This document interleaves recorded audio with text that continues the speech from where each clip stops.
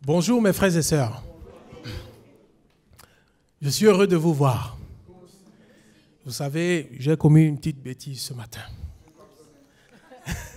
J'ai oublié les pères. J'ai oublié les pères.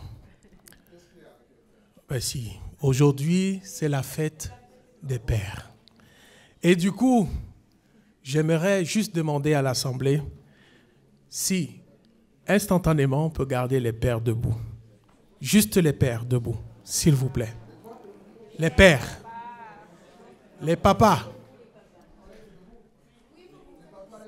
Les papas, est-ce que vous pouvez rester debout, s'il vous plaît? Faisons-le dans l'ordre, s'il vous plaît. J'ai une pensée pour vous, les papas. Pour nous, les papas, parce que moi aussi, je suis papa. Alors, mon frère, tu peux prendre ce texte. Josué 24, à partir du verset 14. Juste le 14 et le 15. Maintenant, craignez l'Éternel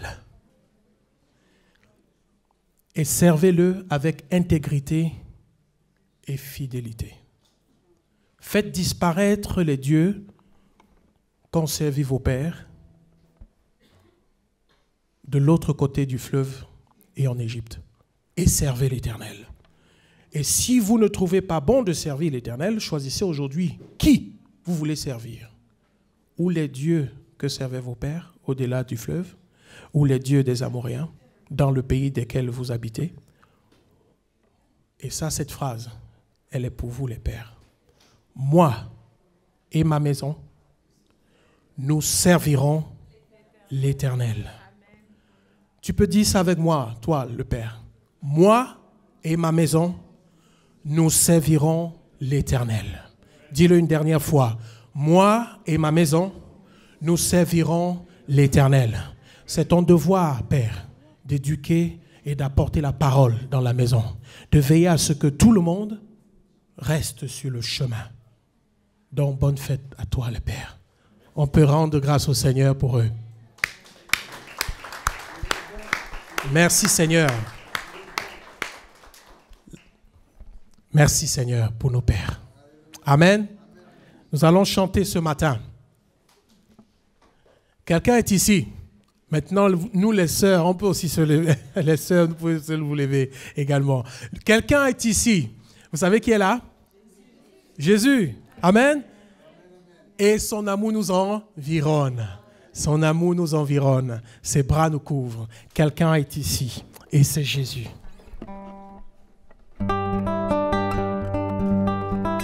On tape les mains.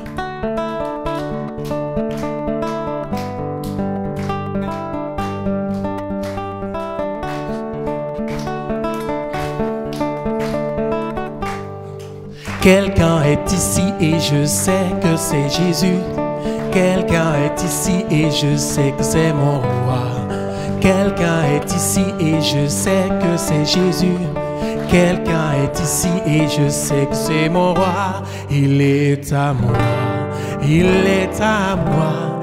La joie de mon cœur, la paix de mon âme. Il est à moi, il est à moi. Jésus, Jésus, mon sauveur est à moi.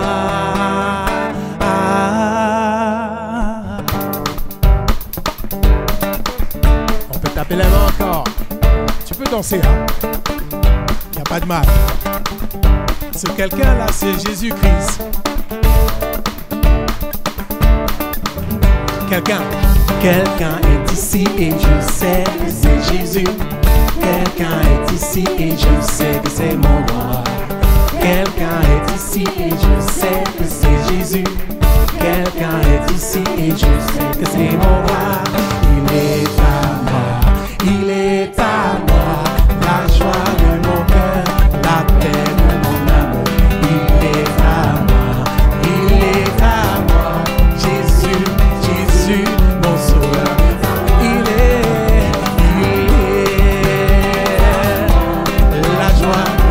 la joie de mon cœur, la paix de mon âme. Il est à moi.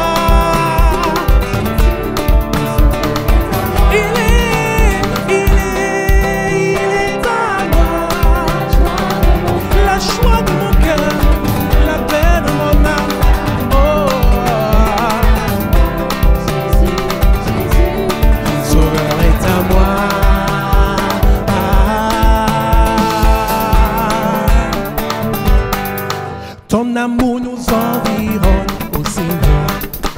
Ta gloire resplendit tout comme le soleil. Ton amour nous environne, ô Seigneur. C'est pourquoi nous espérons tous en toi. Ton amour nous environne, ô Seigneur. Ta gloire resplendit tout comme le soleil. Ton amour nous environne, ô Seigneur.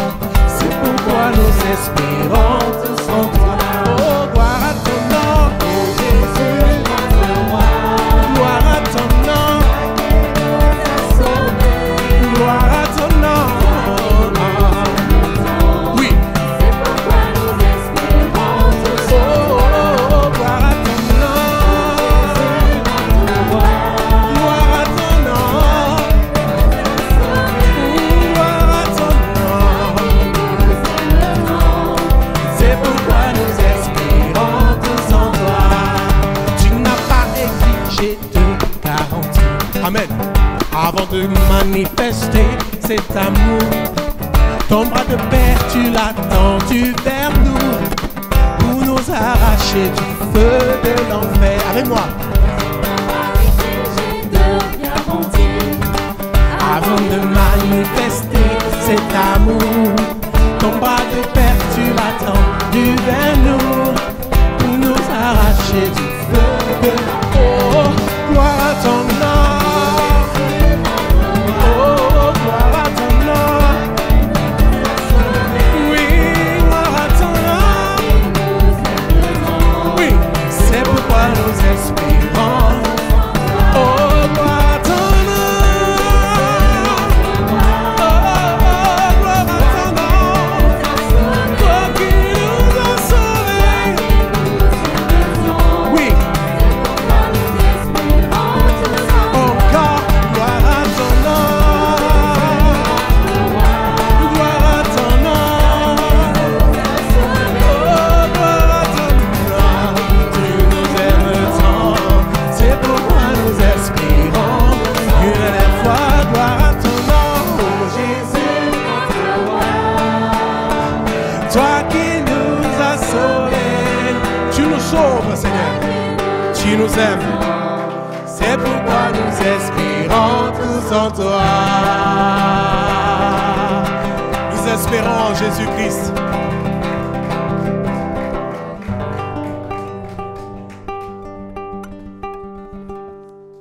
Gloire à celui qui nous a sauvés.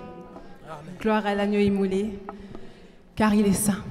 À jamais tu es saint, Seigneur. Ton nom est au-dessus de toutes choses.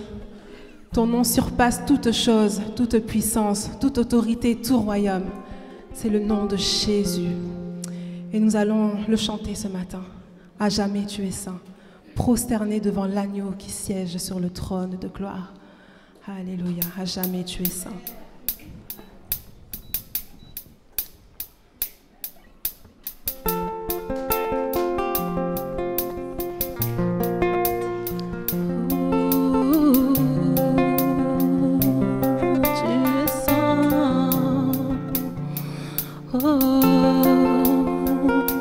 Sois l'agneau immolé, tu es saint. Chantons ensemble toutes les générations. Toutes les générations devant lui prosterner, entonnent ensemble un cantique à l'agneau.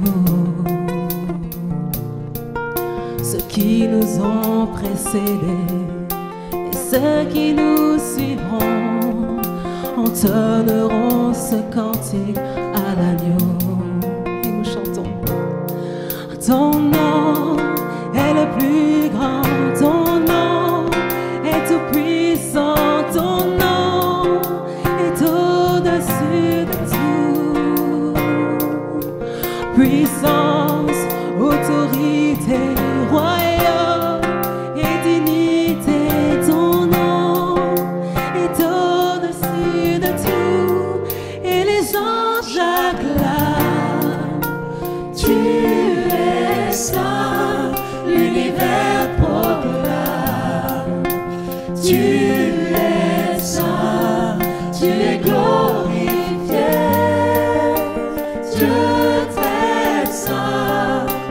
jamais tu es saint.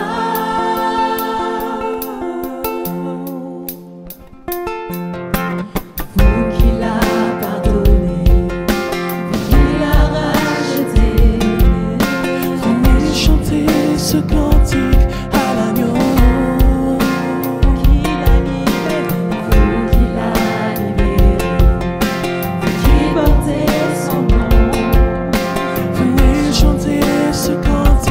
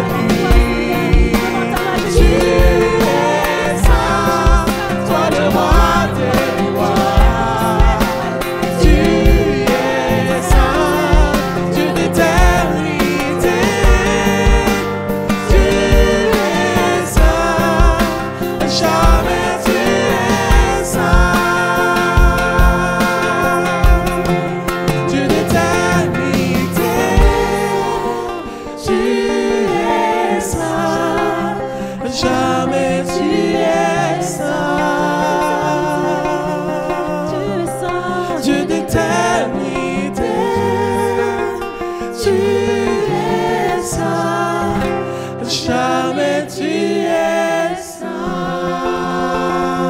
Pouvons acclamer notre Dieu pour le Dieu de gloire, celui qui siège sur le trône de nos vies, celui qui règne en majesté. Alléluia, Jésus, c'est ton nom que nous proclamons ce matin. Alléluia, Jésus.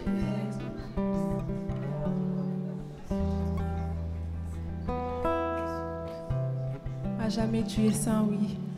Toi qui es descendu de ton trône de gloire, tu es venu sur terre, tu t'es fait homme. Tu t'es fait homme, tu es parti jusqu'à la croix de Golgotha pour nous. Tu as versé ton sang pour nous, pour que nous ayons la vie, pour que nous soyons rachetés, justifiés à un très grand prix, le sang du Christ. Et c'est pour ça que nous t'appelons le Rédempteur adorable, celui qui nous a tant aimés, Rédempteur adorable.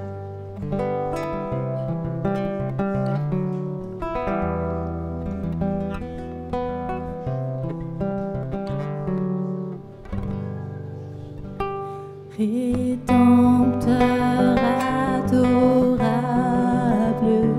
sur la croix attachée, traité comme un coupable, prisé pour mon péché. Ton angoisse suprême, ta douleur, ton tourment me disent vois je t'aime, j'ai pris ton châtiment.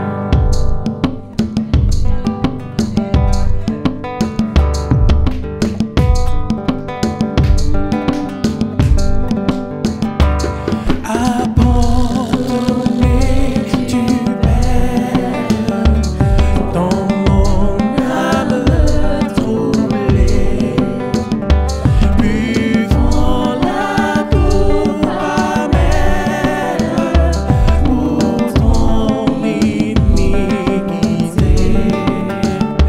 de l'éternelle flamme, mon âme te sauva. Je mourrai pour ton âme, pécheur à Golgotha.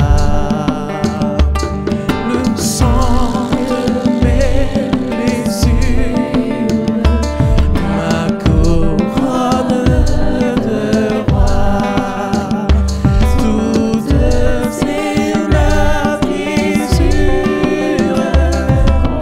Prends le c'est pour toi.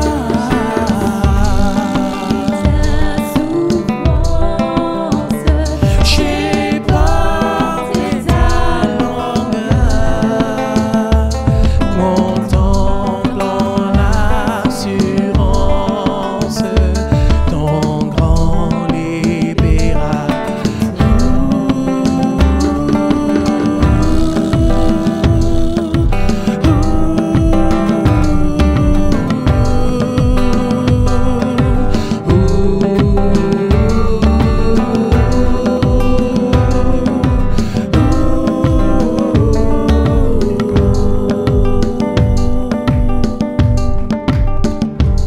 Son amour me réclame, me voici, cher sauveur.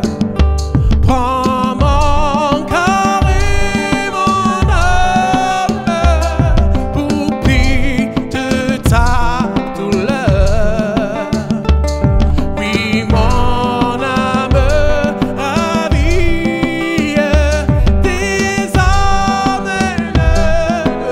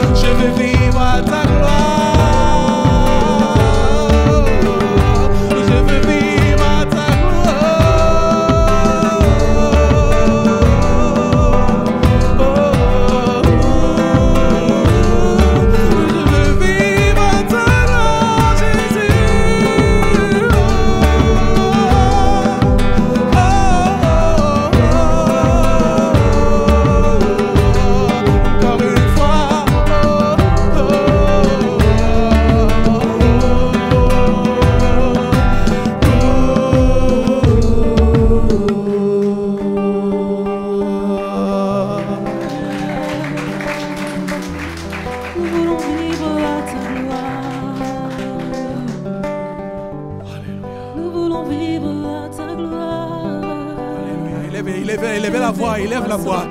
Élève la voix, la gloire de Jésus-Christ. Alléluia. Alléluia. Il est le Rédempteur adorable. Je veux vivre pour toi, Seigneur. Ton amour me réclame. Ton amour me réclame. Ton amour dit, viens à moi. Je me suis donné pour toi. Alléluia. Alors, tu l'as chanté. Le Rédempteur adorable. Moi, je crois que le Rédempteur est passé. Je crois que le Rédempteur est là. C'est celui qui sauve ton âme. C'est celui qui sauve ton âme. Tu n'as pas honte d'acclamer le Seigneur Jésus. Tu acclames le roi des rois. Celui qui t'aime. Le roi des rois. Alléluia. Alléluia. Tu es couronné roi. Tu es couronné roi. Nous t'adorons, Seigneur. Nous t'adorons, Seigneur. Et si nous l'adorons, c'est parce qu'il a porté la croix. Il est allé jusqu'à la croix. Et avant d'aller à la croix, il nous invite aussi à porter la croix. Mais notre croix, lisons dans le livre de Marc. Puis, ayant appelé la foule avec ses disciples, il leur dit, si quelqu'un veut venir à moi, qu'il renonce à lui-même et qu'il se charge de sa croix et qu'il me suive. Car celui qui voudra sauver sa vie la perdra, mais celui qui perdra sa vie à cause, 1, de moi, Jésus, 2, de la bonne nouvelle. Qui est encore Jésus? Jésus est la parole de Dieu. Il est la bonne nouvelle. La sauvera. Et que sert-il à un homme de gagner tout le monde s'il perd son âme? Que donnerait un homme en échange de son âme? Car quiconque aura honte de moi et de mes paroles au milieu de cette génération adultère et pécheresse, le Fils de l'homme aura aussi honte de lui quand il viendra dans la gloire de son Père avec les saints anges. Mon frère, Jésus ne veut pas avoir honte de toi. Ma sœur, Jésus ne veut pas avoir honte de toi. S'il a porté la croix pour toi, c'est pour que toi aussi, tu renonces à toi pour prendre sa vie. Parce que sa vie est pure, sa vie est sainte. Tu ne vois pas souvent quand tu reviens à toi-même par rapport à ce que tu as fait dans la nuit, par rapport à ce que tu as fait à l'écart des gens, tu ne vois pas souvent au fond de toi qu'il y a un remords, une culpabilité. Tu te sens noir peut-être, tu te sens tout crasseux. Jésus a porté ce péché pour toi, mais déjà commence par confesser. Déjà commence par reconnaître que tu dois abandonner ce péché. Tu dois t'abandonner entièrement. Renonce à toi-même. Celui qui ne renonce pas à lui ne peut pas avoir Jésus. Pour avoir la vie de Jésus, il faut déjà enlever la nôtre. Pour ne plus vivre selon notre chair, mais vivre selon l'Esprit de Dieu. Laisse-toi guider par l'Esprit. Laisse l'Esprit de Dieu t'inspirer. Laisse l'Esprit de Dieu te montrer comment faire. Parce que lui seul, il connaît comment il faut plaire à Jésus. Et il peut te le faire dans ton cœur. Et si toi qui arrives ici, tu ne connais pas Jésus, peut-être même tu viens à l'église tout le temps, mais tu n'as pas encore fait un pas pour venir à Jésus. Tu n'as pas encore fait ce pas de foi. Je ne veux pas te donner un évangile de prospérité ou un évangile de bien-être. Le bien-être est d'abord dans ton cœur. Et c'est ton cœur que Jésus veut. Jésus veut ton cœur. Il veut que tu renonces à tout pour que tu te donnes à lui. Alors écoute ces paroles pour toi et garde-les précieusement dans ton cœur. Va dans le secret de ta chambre et dis, Seigneur, je renonce à moi-même. Je renonce à ma vie pour accepter la tienne, pour accepter la vie de Jésus. Et je la veux dans mon cœur. Et ainsi, Jésus te pardonne. Et maintenant, toi qui es né de nouveau, tu te rappelles de sa souffrance. Tu te rappelles de la croix. Tu te rappelles de comment il a souffert pour toi et comment il a donné sa chair pour toi. C'est pourquoi tu manges le pain. Et comment il a donné son sang pour toi. C'est pourquoi tu bois ce jus de raisin, le symbole de son sang versé à la croix. Mon frère, tu vas élever la voix.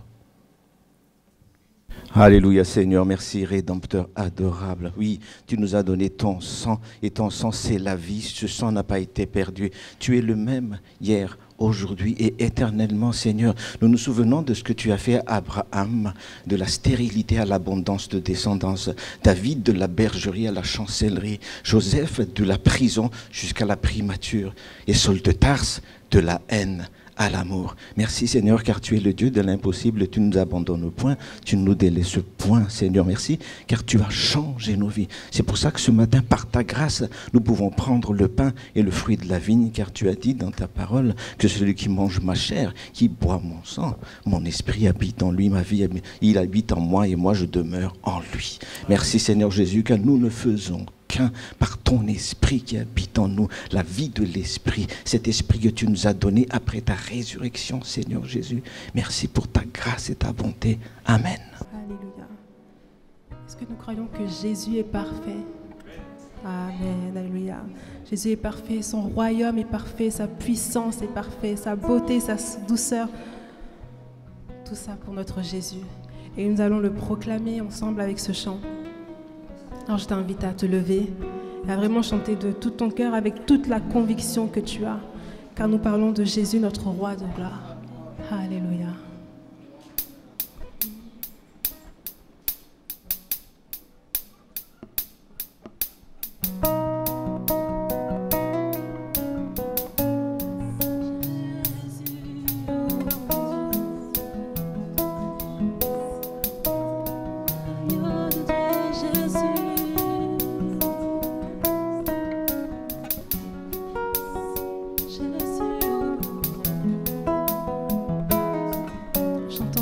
Jésus, ton royaume est parfait.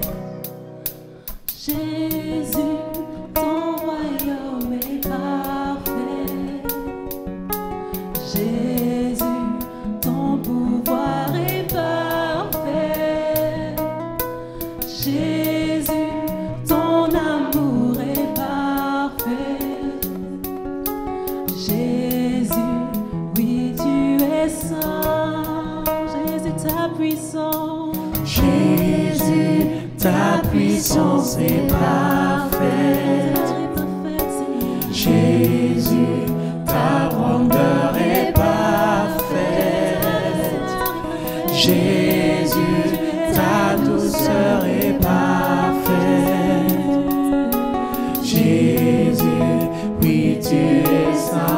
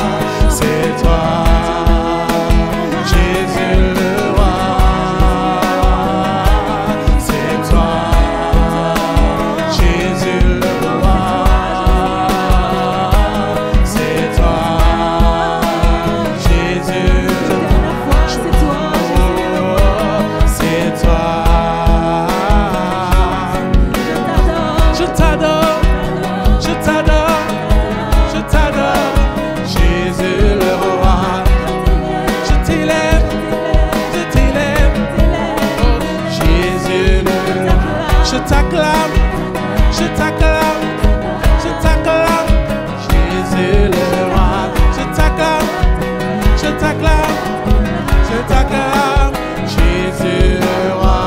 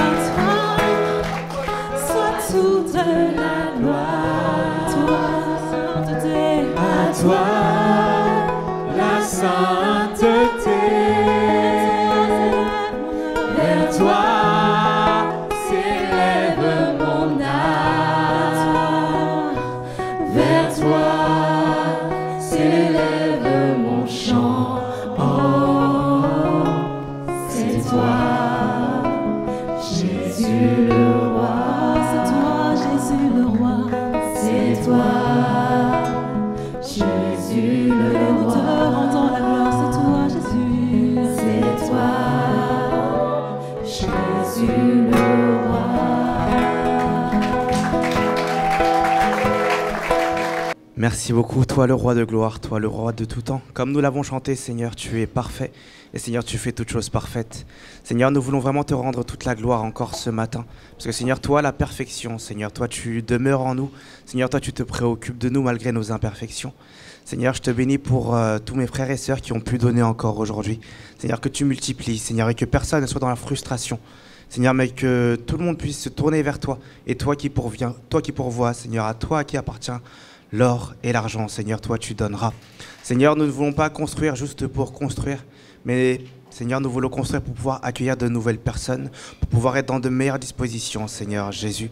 Seigneur, tu nous as donné une vision, Seigneur, et toi tu attends juste que nos cœurs également soient ouverts, Seigneur, et soient disponibles, mon Dieu, pour rejoindre cette vision. Seigneur, que nous puissions avoir conscience, Seigneur, de notre rôle à jouer, Seigneur, autant dans l'annonce de l'Évangile, Seigneur, que dans ce projet de construction. Seigneur, ouvre-nous les yeux, parce que les âmes se perdent, Seigneur, les hommes, Seigneur, se meurent, et Seigneur, nous restons ici. Seigneur, nous ne voulons pas rester inactifs, Seigneur, mais nous voulons agir, mon Dieu, à tous égards, Seigneur, autant en parole, Seigneur, qu'en acte. Seigneur, je te bénis pour ton serviteur que tu as appelé, Seigneur, à nous apporter la parole aujourd'hui. Seigneur, que son cœur, mon Dieu, soit totalement ouvert devant toi. Et Seigneur, que ce que tu lui as donné, Seigneur, il puisse nous le transmettre, Seigneur, sans filtre, Seigneur, sans être dilué. Seigneur, remplis-le de ton esprit, Seigneur, ton esprit qui est fort, Seigneur, et courageux. Seigneur, et que nos cœurs soient ouverts, mon Dieu, pour entendre ce que tu as à nous dire encore aujourd'hui. Seigneur, bénis ton assemblée, Seigneur. Bénis les différentes écoles, Seigneur, du dimanche, Seigneur, les ados, Seigneur, et nous-mêmes, ici en ce lieu. Dans le nom de Jésus. Amen.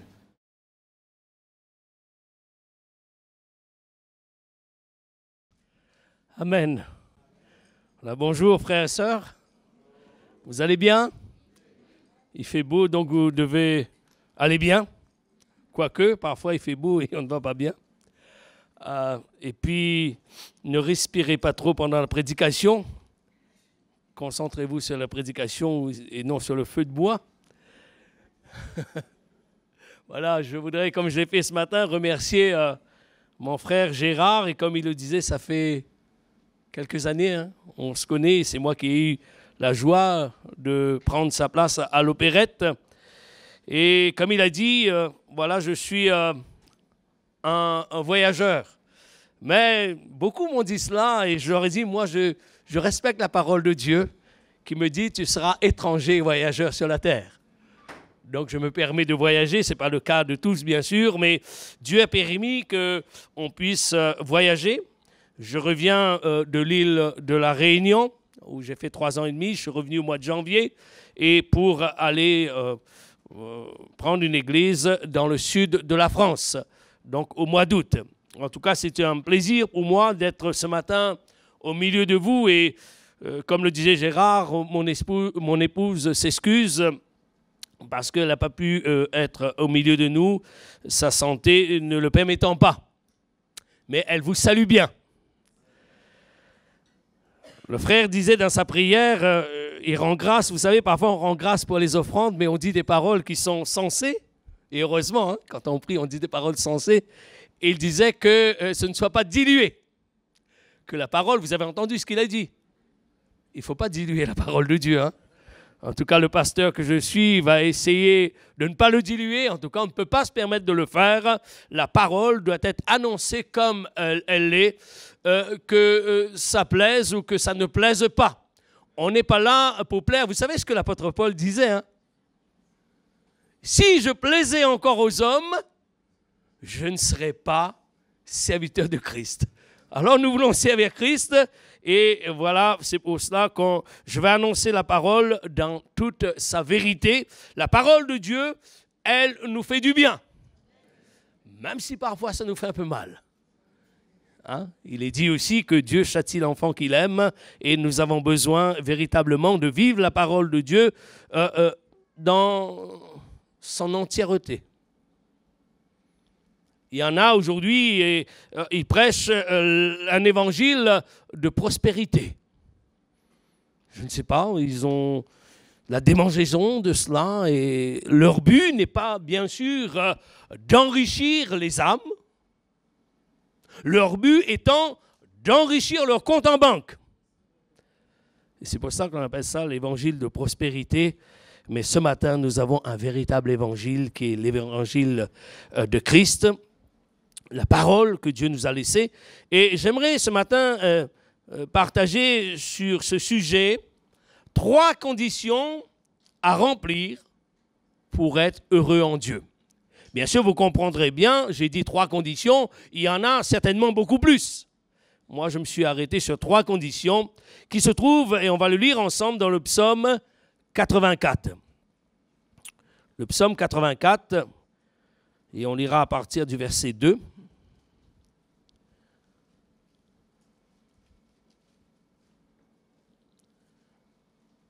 Que tes demeures sont aimables, Éternel des armées.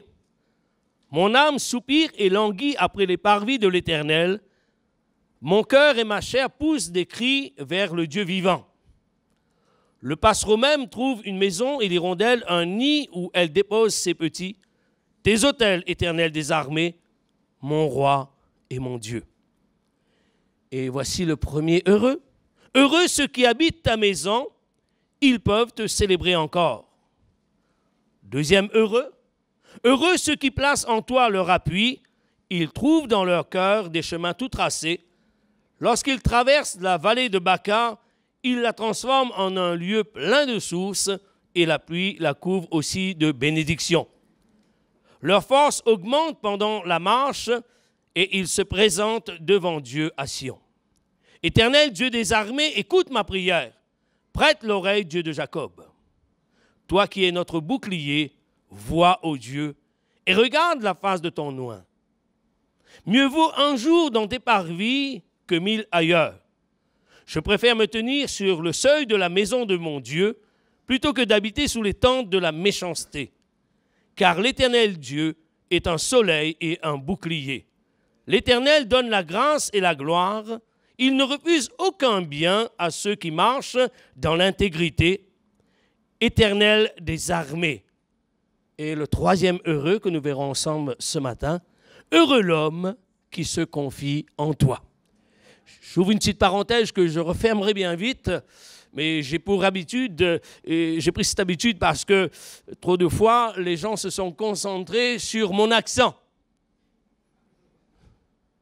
Et ce n'est pas ce qui est intéressant, l'accent de quelqu'un. Ce qui est intéressant, c'est la parole de Dieu. Vous savez, j'ai eu cette remarque d'une dame il y a quelques années en arrière qui vous êtes d'où? Je lui ai dit, moi, de La Réunion. Je suis réunionnais. Elle me dit, je me demandais pendant tout le long de la prédication d'où vous étiez. Je me suis dit, quel dommage. Il faut écouter la parole de Dieu. C'est vrai, vous allez entendre un accent. Souvent, on m'a dit que j'étais belge, suédois, finlandais. J'ai entendu toutes sortes de pays, sauf l'île de la Réunion. Et je me demande pourquoi. Il y a beaucoup de choses en ce monde qui nous est proposé chaque jour pour vivre heureux. Et celle qui arrive en tête, c'est de jouer à divers jeux pour gagner soit de l'argent. Vous savez, quelques jeux, hein, je n'en fais pas de pub, bien au contraire. L'euro million, le grattage, le PMU, le poker, et j'en passe. J'espère qu'en tant que chrétien, vous ne jouez pas au jeu de hasard. Quoique j'en ai vu. Et tout cela, aujourd'hui, vous pouvez jouer à ces jeux sans vous déplacer. Vous pouvez jouer en ligne. Quelle tristesse quand même, hein? S'appauvrir même chez soi.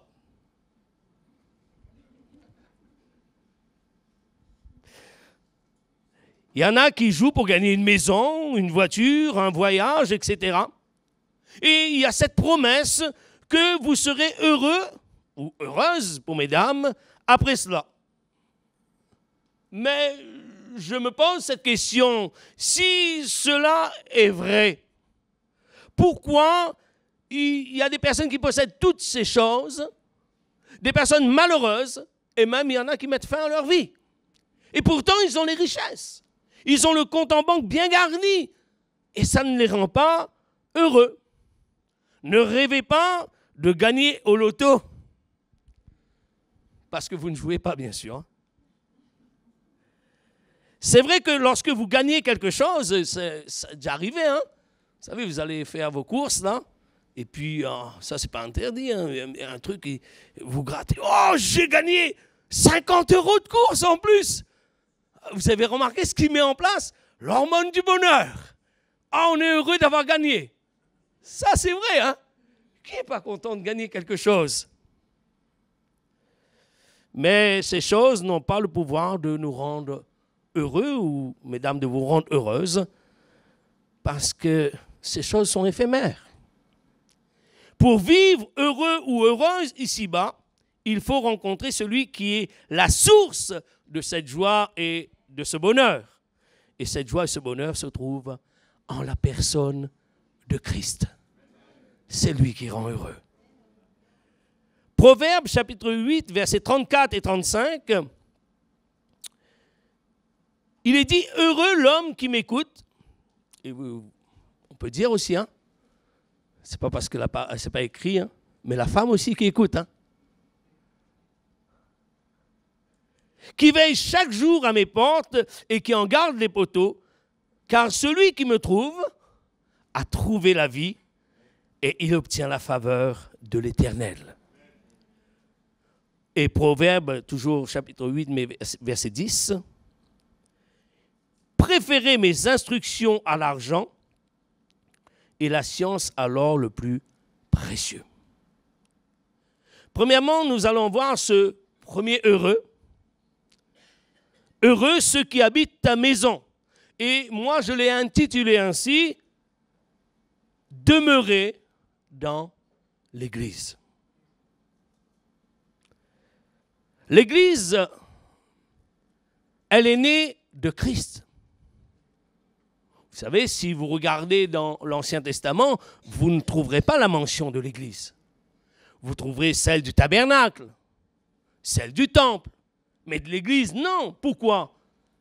Parce que c'est de Jésus qu'est née l'Église. C'est lui qui a donné naissance à l'Église. Matthieu 16, 18, sur une parole de Pierre, qui véritablement était une parole merveilleuse.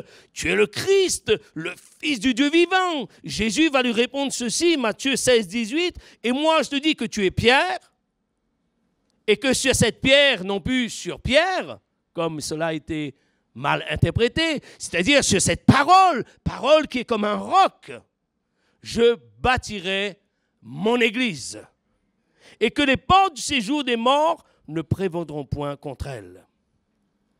C'est au prix de sa vie offerte à la croix que Jésus a donné naissance à l'Église. Il en est le chef. Il en est la tête et nous en sommes le corps avec ses membres. Vous savez qu'il n'y a pas d'autre chef, hein, concernant l'Église. Il n'y a pas d'autre chef, hein. Même si, parfois, la religion a voulu nous faire croire qu'il y a un autre chef. Non, il y a un seul. Un seul médiateur entre Dieu et l'homme. C'est Jésus. Et je crois que dans l'Église où nous sommes, où nous croyons fermement dans la véracité, dans la vérité biblique, redonnons sa place au Seigneur, dans l'Église. C'est lui qui en est le chef. C'est lui qui en est la tête. Allez, oserais-je dire, et je pense que mon collègue sera d'accord avec moi, ce n'est pas un pasteur. Hein? Non. C'est Jésus. Bien sûr, c'est lui qui a appelé. Parce que parfois, les gens ils disent, bah, j'écoute pas le pasteur, moi. J'écoute que le Seigneur. Mais oui, mais bon. La Bible dit aussi, obéissez à vos conducteurs. Hein? On en oublie souvent cela. Hein? On peut prendre des... Il faut... Moi, j'aime bien la parole de Dieu. J'ai aimé cette parole. Vous savez, il y a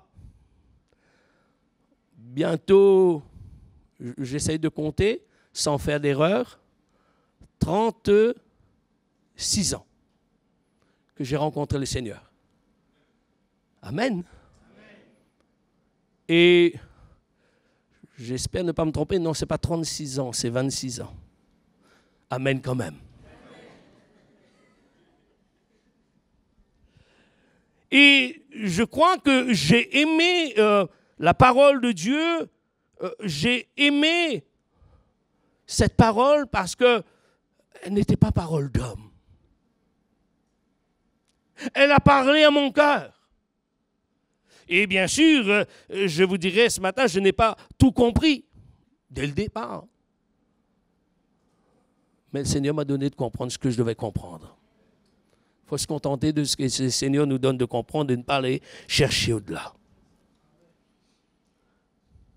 L'apôtre Paul dira aux Colossiens, au chapitre 1, versets 12 à 20, Colossiens 1, 12, 20, « Rendez grâce au Père qui vous a rendu capable d'avoir part à l'héritage des saints dans la lumière, qui nous a délivrés de la puissance des ténèbres et nous a transportés dans le royaume du Fils de son amour, en qui nous avons la rédemption, c'est-à-dire le rachat, la rémission des péchés.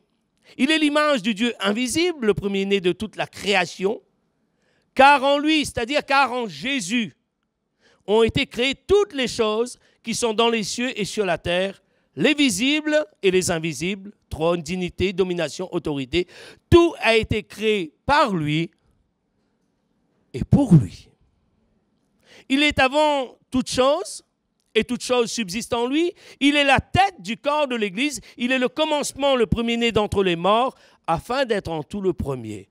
Car Dieu a voulu que toute plénitude habitât en lui. Il a voulu par lui réconcilier tout avec lui-même, tant ce qui est sur la terre que ce qui est dans les cieux, en faisant la paix par lui, par le sang de sa croix. Beaucoup de chrétiens prétendent qu'ils peuvent être une église en restant chez eux. Est-ce que vous le croyez?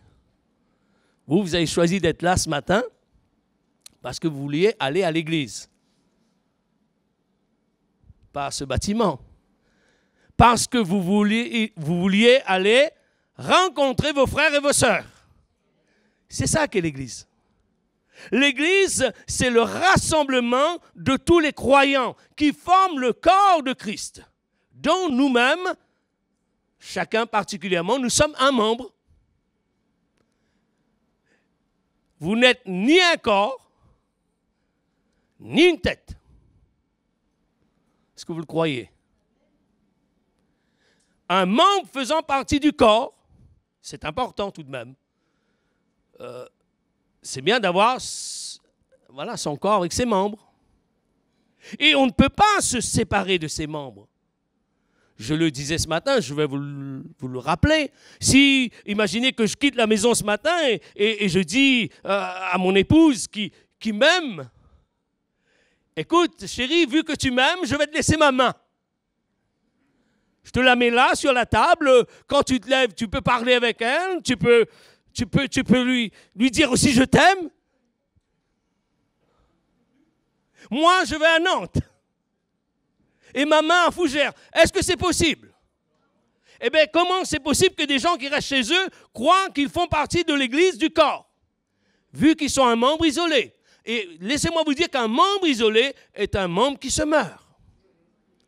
Si vous désirez rester chez vous, derrière votre Internet, vos réseaux sociaux, tout en vous trompant, en disant « moi je veux pas à l'église parce qu'il y a un tel », je ne peux plus la voir, donc m'asseoir à côté d'elle, ça, et si elle vient s'asseoir à côté de moi, j'en peux plus. Je vais rester à la maison. Puis pas besoin de s'habiller. En pyjama, tiens. On peut regarder. Et on allume l'écran et on regarde. Et notre conscience nous dit, t'es bien, tu manges la parole de Dieu. Mais j'ai envie de te dire, tu manges la parole de Dieu, mais tu ne vis plus la parole de Dieu. Il n'y a plus de vie. Il y a un semblant de vie. Lorsqu'on s'isole. Ou lorsqu'on voudrait s'isoler, j'espère que c'est la pensée de personne. De dire, je vais quitter l'église, ça va être mieux. Je ne supporte plus mon frère ou ma soeur. Le frère dit, il ne faut pas diluer. Je ne supporte plus le pasteur. Ah! C'est quelque chose de grave, frères et sœurs. Et je crois qu'il nous faut nous remettre en question de ce que c'est que l'église. L'église, c'est le corps avec ses membres et la tête. Et lorsqu'on fait de ces choses, c'est qu'on n'a plus de respect pour la tête. On n'a plus de respect pour le Seigneur. Et on se trompe nous-mêmes. Deuxièmement, heureux ceux qui placent en toi leur appui, ils trouvent dans leur cœur des chemins tout tracés. Deuxièmement, s'appuyer sur Dieu. Lorsque survient des temps difficiles, il est bon d'avoir un lieu où se réfugier afin de trouver du secours et la protection. Il nous arrive de connaître des temps si terribles, où la charge nous paraît si insupportable que nous nous disons en nous-mêmes que cette fois-ci, c'est impossible, on ne va pas s'en sortir. Je vous le dis parce que ça m'est arrivé. J'ai dit là, c'en est fait, c'est fini pour moi.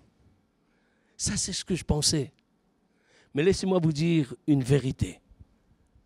Lorsqu'on cherche le Seigneur comme appui, lorsque nous nous appuyons sur lui, lui, il est inébranlable.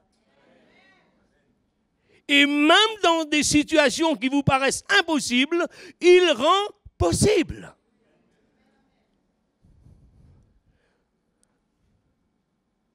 Il ne faut pas se confier en l'homme. Il est dit, ainsi parle l'Éternel, Jérémie 17,5.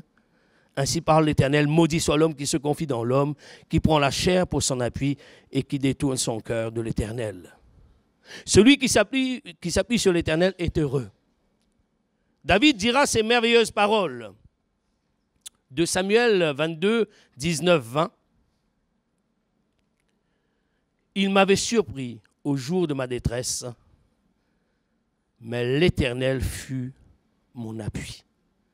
Il m'a mis au large. Il m'a sauvé parce qu'il m'aime. Et David est l'exemple même de ce que parfois nous pouvons traverser. Et je ne pense pas qu'on traversera des choses comme David. Hein. Vous savez, quand celui qui doit remplacer veut porter atteinte à sa vie, quand il veut le tuer avec sa lance, quand ses propres hommes disent à David, on va te régler ton compte. C'est quand même terrible cela.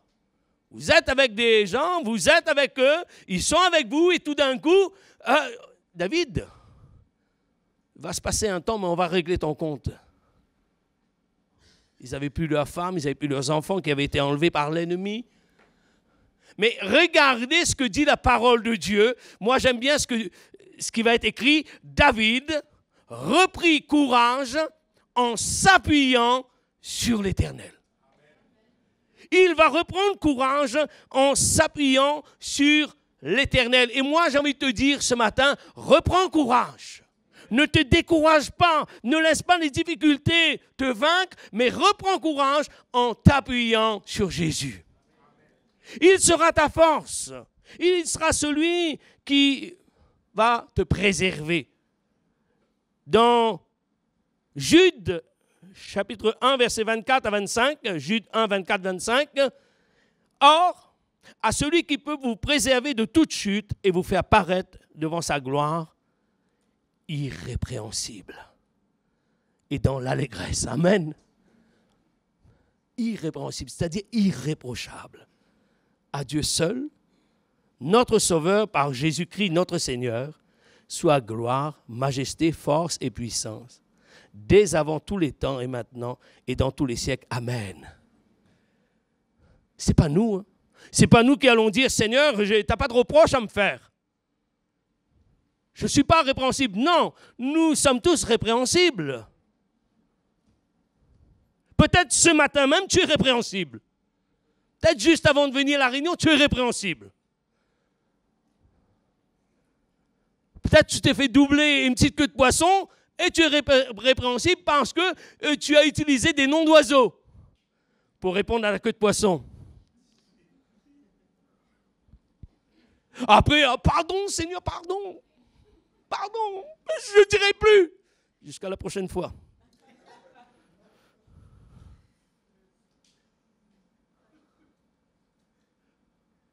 Qui peut se dire qu'il est irrépréhensible ou qu'il sera irrépréhensible? C'est impossible, frères et sœurs. Mais en tout cas, il y a quelqu'un qui nous rendra irrépréhensibles. C'est Jésus. Parce que lui, il est irrépréhensible. On ne peut pas lui attribuer quelque chose de répréhensible. Il est irrépréhensible. C'est pour ça qu'il nous rendra, c'est lui qui va le faire, c'est lui qui va nous rendre capables d'être irrépréhensibles et d'être dans l'allégresse, dans la joie. Pas facile d'être dans la joie quand on vit des drames. Pas facile de se réjouir quand on est attaqué ça et là. Et parfois on se dit, mais jusqu'à quand? Et d'ailleurs, dans la parole, il y a ça, jusqu'à quand? Et peut-être que ce matin, dans ce lieu, il y a un jusqu'à quand? Jusqu'à quand je vais devoir endurer ceci ou cela? Et moi, j'ai envie de te dire, jusqu'à ce que tu comprennes que le Seigneur est capable de te relever. Là où tu diras, Seigneur, je n'en peux plus, prends tout entre tes mains. Je ne veux plus me défendre. Je ne veux plus faire ma propre justice. Je ne vais plus aller chercher dans les tribunaux humains ce que je sais que tu peux régler en un instant. Je ne veux plus me fatiguer. Je ne veux plus me lasser. Je veux simplement placer ma situation comme ce roi Ézéchias qui a pris cette lettre et a dit, Seigneur, vois. La lettre que Sanchérib, le roi Sanchérib envoie. C'est quand même étonnant. Hein? Il dit au Seigneur, vois, comme s'il n'avait pas déjà vu. Hein? Vois et connais. Et que fera Dieu? Il le sortira de ses travers. Troisième et dernier point. Heureux l'homme qui se confie en toi. Se confier en Dieu. Se confier en quelqu'un n'est pas chose facile, car il faut pouvoir lui faire confiance par la suite. Tellement de gens ont été déçus car ils ont confié un problème, un souci. Avec cette demande de garder le secret, et cela a été mis sur la place publique. Et leur déception a été si grande qu'ils se sont dit, plus jamais je me confierai. Vous savez, si quelqu'un vous dit quelque chose et vous dit de le garder, n'allez pas faire celui, hé, tu sais, un tel m'a dit cela, je te le dis, mais garde-le pour toi. Vous savez ce qui va se passer? Et un tel m'a dit un truc sur un tel, avec un tel, mais garde-le pour toi. Et à la fin, tout à la fin, le problème n'est plus le même. Même le problème, il a changé. C'est un vrai problème, cela. Oh, que le Seigneur nous garde avec cette langue. Hein? Un si petit membre, mais qui parfois peut embraser une grande forêt. La langue. Je crois que parfois, il y a des gens qui ont été tellement déçus, tellement aussi dans l'amertume par la suite, que même parfois, ils sont partis de l'Église. Frères et sœurs, je vous le dis, des frères et des sœurs sont partis Parce qu'il y a eu parfois des propos, des choses qui ont été rapportées. Et moi, c'est ce que je dis souvent. Vous savez, en tant que pasteur, je dis à ceux qui sont dans l'église où je sers, je leur dis souvent, si vous avez des choses, vous pouvez vous confier, bien sûr, au pasteur. Mais n'allez pas vous confier à tout bout de champ à qui que ce soit, parce que vous risquez d'être déçus. Et après, vous savez ce qui se passe? C'est plus la faute de celui qui a été divulgué, ça devient la faute du Seigneur. Ben oui, mais si tu gardais et que tu partageais avec les bonnes personnes, je ne dis pas qu'il ne faille pas se confier à quelqu'un, bien au contraire, on a besoin de cela. Vous savez que David, il avait son Jonathan. Et heureusement qu'il l'avait. Et dans notre vie, ici-bas, il est bon d'avoir un Jonathan, d'avoir un confident, mais pas à tout bout de champ. Parfois, il y a des gens, une personne qui vient pour la première fois, ils vont leur confier leurs soucis. Il y a un problème là. Elle vient déjà avec des soucis, et toi, qui peut-être fait des années qui est dans l'église, tu vas lui raconter tes soucis. Mais qu'est-ce que tu veux que ça l'encourage?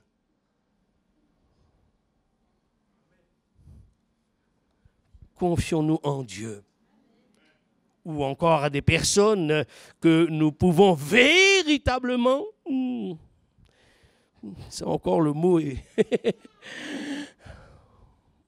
savez, moi, j'ai toujours fait cela dans ma vie. Mon Seigneur et mon Dieu. Ah, je sais une chose, frères et sœurs, et je pense que vous le savez aussi. Il ne vous trahira jamais. Jamais. Jamais. Je ne peux pas dire autant de l'homme. Je ne peux pas dire autant de ceux qui m'entourent. Je ne peux pas dire autant de moi. Parce que parfois, oui, on dit, oh non, moi je garde le secret, moi je garde le secret.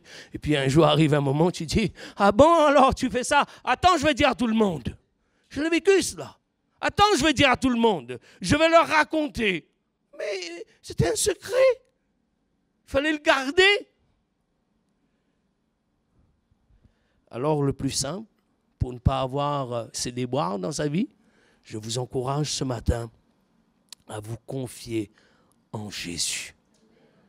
Celui qui gardera votre secret, mais non seulement il va le garder, mais celui qui va t'aider. Celui qui va te sortir de ta situation. Je crois qu'il est bon d'avoir cette confiance en lui. Éphésiens 3, 8, 12, Paul dira ceci, « À moi qui suis le moindre de tous les saints, cette grâce a été accordée d'annoncer aux païens les richesses incompréhensibles de Christ et de mettre en lumière quelle est la dispensation du mystère caché de tout temps en Dieu qui a créé toutes choses, afin que les dominations et les autorités dans les lieux célestes connaissent aujourd'hui par l'Église la sagesse infiniment variée de Dieu, selon le dessein éternel qu'il a mis à exécution par Jésus-Christ notre Seigneur, en qui nous avons, par la foi en lui, la liberté de nous approcher de Dieu avec confiance. Nous pouvons nous approcher de Dieu par Jésus. Et nous pouvons avoir entièrement confiance en lui. Jérémie 17,7, tout à l'heure nous avons lu le 5, 17,5 qui dit ceci, ainsi parle, maudit l'homme qui se confie dans l'homme, qui prend la chair pour son appui et qui détourne son cœur de l'Éternel.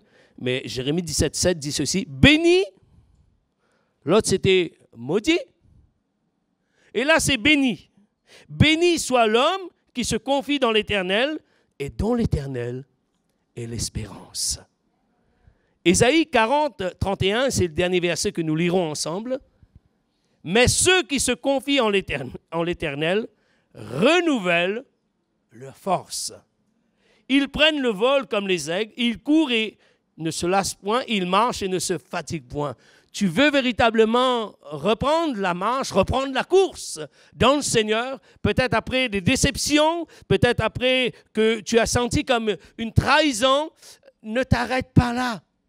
Maintenant, tourne-toi vers celui qui est capable de te relever. Fais-lui confiance. Ne dis pas en ton cœur, eh bien moi je vais partir de là. Et moi, pensant que ça va arranger les choses. Vous savez, parfois les gens pensent comme ça. Si je change d'église, ça ira mieux. Si je change de pays, ça ira mieux. Mais tu penses en changeant de ville, de pays, de lieu, ça ira mieux? Ben non, parce que c'est pas dans une ville, c'est pas dans un pays, c'est pas dans un endroit quelconque que se trouve ton problème, mais ton problème, il est là. Et alors, qu'est-ce qui va se passer quand tu vas prendre l'avion? Eh bien, tu ne vas pas payer pour ça parce que tu ne diras pas, hein? Mais tu vas l'emmener avec toi. Il va voyager avec toi. Et tu peux aller à 10 000 kilomètres. Tu peux aller sur la Lune. Où tu veux. Ton problème sera le même. Et si pendant un temps, il est étouffé parce qu'il y a aussi la joie, l'euphorie de retrouver un autre environnement, de se dire que c'est mieux, mais ça va recommencer. Il faut régler le problème là. Ce n'est pas l'endroit le problème. Ce n'est pas le autre le problème. C'est mon problème. Et je veux le régler devant le Seigneur. Je veux être honnête avec lui. Je veux lui dire la vérité. Je ne veux pas dire, écoute, on l'a entendu ce matin, hein? Moi, je n'ai pas envie de pardonner. Pardonner est au-delà de mes forces. Je ne peux pas pardonner. Mais si tu peux. Parce que lui t'a pardonné. Si tu en as le courage, parce que lui peut te donner ce courage de pardonner. J'aimerais vous dire et vous raconter, tu me donnes 2 minutes. Je ne vais pas vous dire la ville, mais je veux dire l'endroit. À l'île de la Réunion. J'étais dans une certaine ville, et lorsque j'ai entendu ce don ce matin, ça m'a fait penser à ce message que j'ai fait, et dont le titre était « Le pardon par la puissance de la foi ». Et j'ai développé ce message en prenant comme référence ce que Paul dira à Timothée. J'ai combattu le bon combat, j'ai achevé la course, j'ai gardé la foi. Et pendant ce temps-là, je parlais d'une situation et je disais que le non-pardon est un ciel fermé. Le non-pardon est un ciel fermé. Vous pouvez faire tout ce que vous voulez. Si vous restez dans le non-pardon, c'est un ciel fermé. Vous n'êtes plus en communion avec le Seigneur. Ce n'est pas possible. Le non-pardon, c'est un ciel fermé. Et je disais aux gens qui étaient là, si vous restez dans cette attitude de cœur, ce ciel ne peut pas s'ouvrir. Si vous voulez que ce ciel s'ouvre, il vous faut pardonner. Et à la fin, une dame est venue me voir. Et elle m'a dit ceci, pasteur, j'ai un problème avec ma belle-fille. On ne peut pas se supporter. Et quand on est ensemble, on se dispute et je l'insulte. Elle a eu son cœur ouvert, il vaut mieux une telle honnêteté. Elle ne s'est pas cachée, elle a dit, je lui dis beaucoup de noms d'oiseaux. Et puis, elle m'a dit, mais c'est terrible parce que elle vivait mal cette situation. Et vous savez ce qu'elle m'a posé comme question? Qu'est-ce que je dois faire? Ma réponse a été très simple et concise. J'ai dit, sœur, vous me demandez ce que vous devez faire, vous l'avez entendu tout au long de la prédication. Je ne vais pas me répéter. Peut-être un peu ferme, mais je n'ai pas lui répéter la prédication. Je dis, vous avez entendu ce qu'il faut faire, mais faites-le. Et elle m'a dit, cet après-midi, à la maison, quand j'arrive à la maison, cet après-midi, je l'appelle. Je vais lui demander pardon. J'ai dit, ma sœur, si vous faites cela, vous verrez le fruit. Vous verrez Dieu est à l'œuvre. Et alors, elle a fait ce qu'elle a dit, hein, parce que j'ai eu la suite. Vous savez, dans cette église, je devais repartir une deuxième fois, mais je n'étais plus invité, mais il y avait quelque chose qui se faisait de cette église. Et lorsque j'y étais 15 jours avant, je me suis dit, oh, c'est bien que je vienne là pour cet événement. Donc je suis revenu. Et là, j'ai vu cette dame venir vers moi en courant. Elle était heureuse, elle était radieuse. C'était plus ce visage fermé que j'avais vu 15 jours avant. Elle était toute heureuse. Elle courait vers moi, elle me dit, pasteur. Je dis, mais c'est pas normal, hein? Ça peut pas être moi qui lui fait cet effet. Et là, elle m'a dit, pasteur, j'ai fait l'après-midi, j'ai appelé et je lui ai demandé pardon, on a parlé. Elle me dit, pasteur, c'est merveilleux. Ah, j'ai dit, merci Seigneur. Hein. Je dis, sœur, c'est bien. Elle m'a dit, c'est pas fini. Ma belle-fille, elle est dans l'église. Pour la première fois de sa vie, elle venait dans une église et elle est venue pour la première fois de sa vie 15 jours après. Après quoi? Après un pardon. Le ciel s'est ouvert et elle a vu la grâce de Dieu. Confiez-vous en Dieu et sachez pardonner, que Dieu nous bénisse. Seigneur, nous voulons te bénir et te rendre grâce. Te dire merci encore pour ta parole. Merci parce que ta parole, elle est la vérité. Merci parce que, Seigneur, c'est vrai. Nous voulons véritablement, Seigneur, demeurer dans ta maison. Nous voulons être heureux en étant dans la communion fraternelle. Ah, qu'il est doux pour des frères, pour des sœurs, d'habiter unis ensemble dans ta maison.